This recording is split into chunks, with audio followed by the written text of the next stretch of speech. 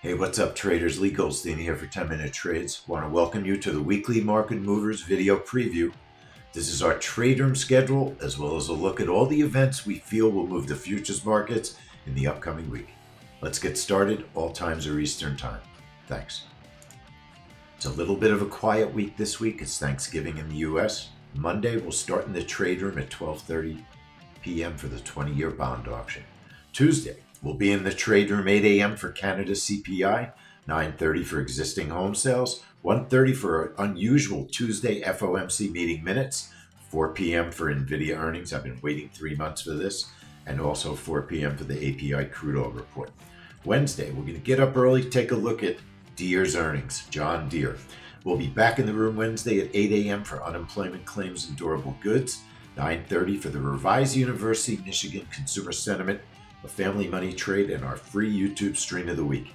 And then we'll finish out Wednesday, the day before Thanksgiving, 9:30 a.m. for natural gas and crude oil reports. Looking forward to having a nice day off on Thursday, although there are 3 tradable events overseas: the European French flash services manufacturing, the German and the British versions of those reports.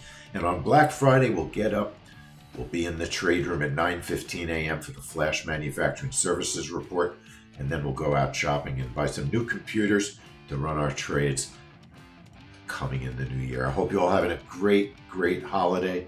Wish everyone the best, and I'll see you soon in the trade room. Leigh Goldstein for 10-Minute Trades, signing out.